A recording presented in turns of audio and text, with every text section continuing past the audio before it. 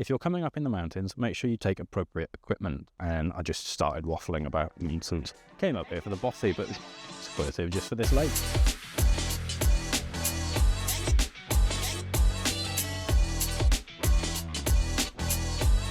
You join me back in Ururi on another hike. Been wanting to do this one for a little while, and thought while we're on the walk, take the opportunity to have a chat about whether or not you should shoot film. Now, I don't want you to take my word as gospel. This is just going to be my take on it, my experience, and what I'd like is it to spark a little bit of thought, what sort of things you want to shoot, why you'd want to shoot them, rather than me telling you, go and shoot film. You need to do it, it's the best. Now, the walk that we're doing, I wanted to do this one for a while. It goes up to one of the Welsh mountain bothys. Now, there's only 4 bothys, I think, in Wales. You get most of them up in Scotland, and then there's I think, a couple in England as well. But you get them in the mountainous areas. They're basically like a little shelter that you can camp at for free, which is quite nice. So in terms of kit with me today, I've got my trusty G9, as always, and I'll probably end up shooting with that most of the time, to be honest. But I did bring a medium format TLR, not a particularly expensive one. It didn't cost me a lot, that's for sure. It's a Lomo Lubitel 2, I think. It's a Lomo Lubitel. Basically, plastic Russian thing. In terms of talking about whether or not you should shoot film, my experience, I started photography properly, I would say, in 2019. That was when I would say my journey actually kicked off. I'd obviously done a little bit prior with like a little point and shooting sort of thing, but 2019 is when I started to focus on it.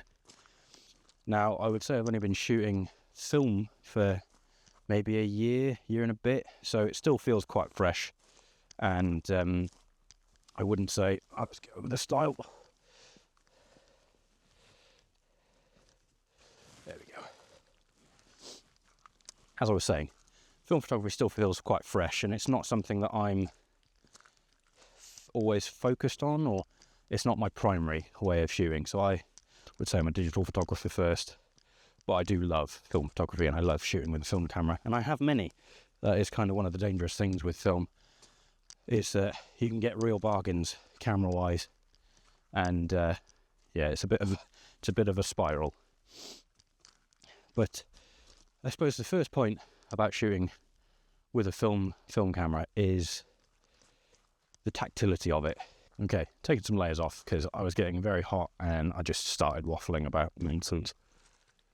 So back to the first point, tactility. You're very, very involved when you're shooting film, from loading the film, winding it on, taking light meter readings, and then obviously taking the photos itself.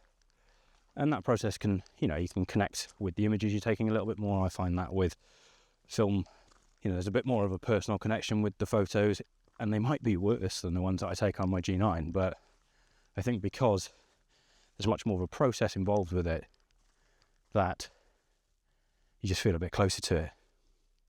And as I said, I don't shoot film primarily. I've definitely got some, what I would like to think are good film shots, and ones that I'm very happy with, but most of the time it's just memories, really. So, during the summer, holidaying with some friends in Cornwall, and got some really nice film shots. None of them were sort of like portfolio worthy, but to me they've got a lot of sentimental value, and film is that for me. It's sentimental.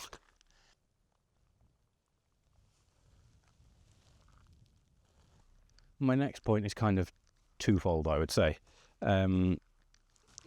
Earlier, like I said, you've got all the tactility that comes with operating a manual camera, but you've probably seen this all over social media.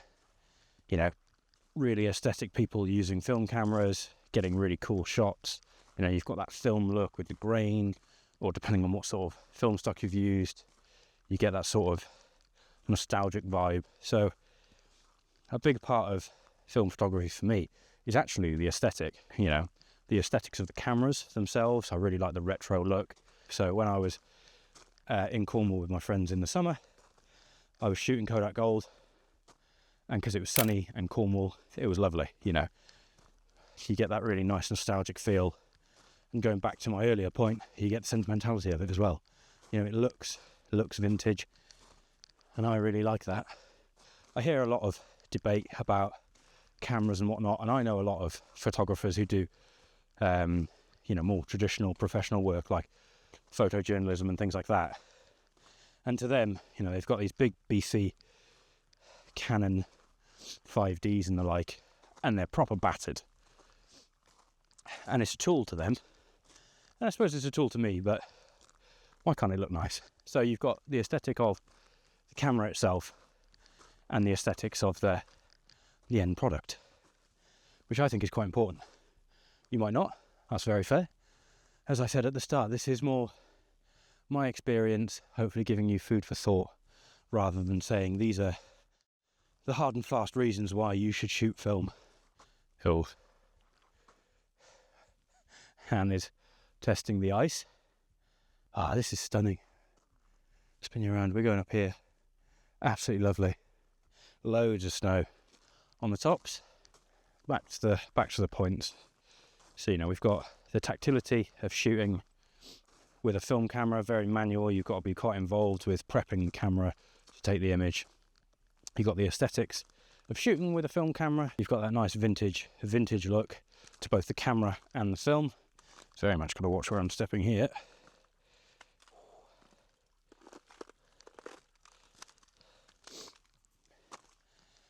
And I kind of mentioned it a little bit earlier, but it's about making images.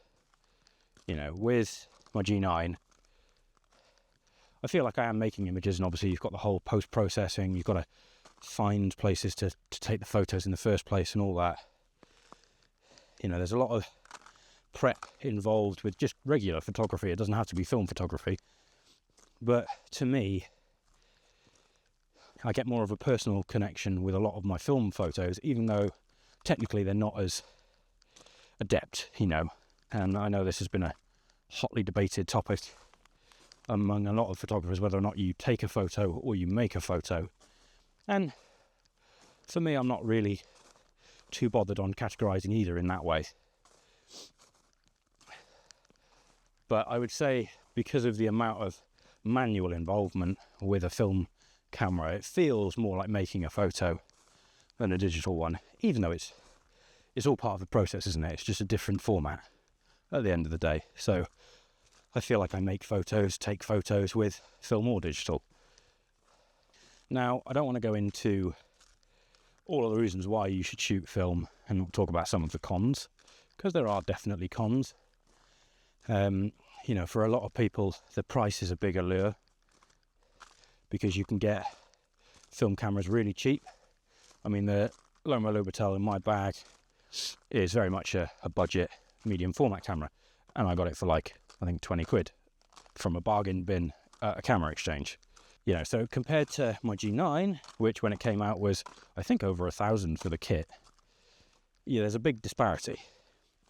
The difference is, once you've got your digital camera, which you don't have to spend a stupid amount on a new one, you can get a second hand or an older model, but once you've bought that and your memory card, you can take as many pictures as you want and you're good to go. Whereas film, you get a certain amount of shots and then you've got to get them developed. So the way film prices have been going, it's going to cost me £25-30 to get to buy a roll of Kodak Gold and get it developed, which for 12 photos, that's a lot. So you've got to be very selective about what you take photos of. So the price can be a good thing and a bad thing. So there's definitely cons to shooting film. You've got the expense, the continual expense, shall I say, of shooting film. And then you've also got, the cameras as well. Some companies like Pentax and Rolly are bringing out modern film cameras, but most of them are at least 20 years old. Buying cameras secondhand can be a little bit scary at first because you don't know what you're looking for. I definitely felt that. I ended up buying 2 film cameras at the same time. One of them was a little Olympus super zoom point and shoot, which actually had a roll of film in that was older than me, so it had expired back in the 90s, and that was my first roll of film that I shot.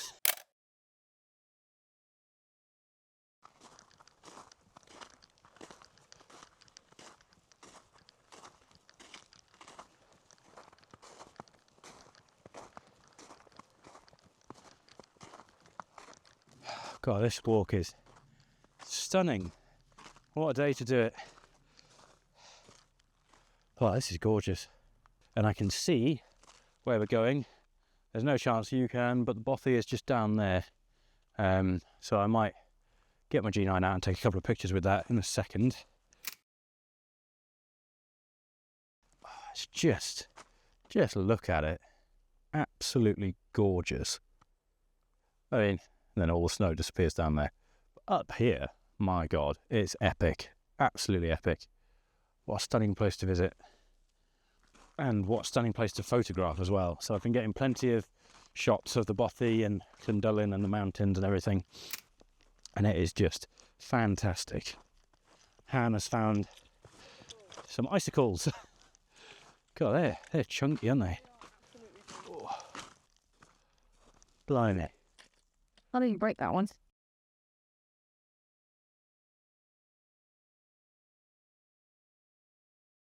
We have reached the first lake. Although I'm not really sure what it's called. We are crossing that dodgy little icy bridge and going down that path following Han. Not quite down to the bothy yet. Let's see if I can.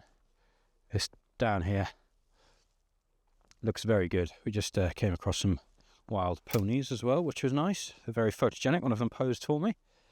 But yeah, we took a little bit of a breather. Got the walking poles out, crampons or micro spikes on, and we're walking down this fairly steep bit now. So completely aside from film photography or digital photography, if you're coming up in the mountains, make sure you take appropriate equipment. Obviously down in the valley there wasn't a huge amount of snow, and there's still not a huge amount here, but it's very icy.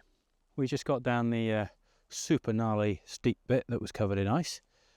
The bothy, spin you around, it's just down here.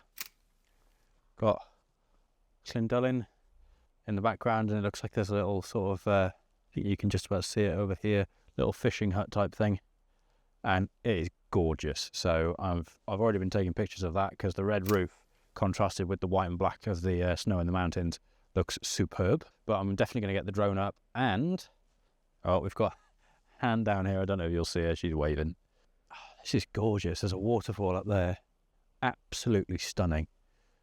Came up here for the bothy, but it's worth it just for this lake.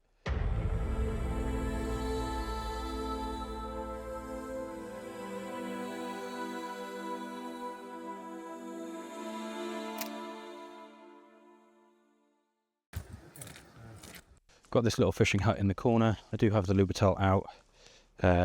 There's a couple of people behind us, so I'm going to try and be quick about this. We're at f11, 1/25th of a second, and obviously Kodak Gold is 200 speed, so I'm going to make sure we are focused. About there. We need to cock the shutter with this one. And job's done. So we've made it to the Llundain bothy. Yeah, that's fine. Both of us wobbling down a hill. There's one.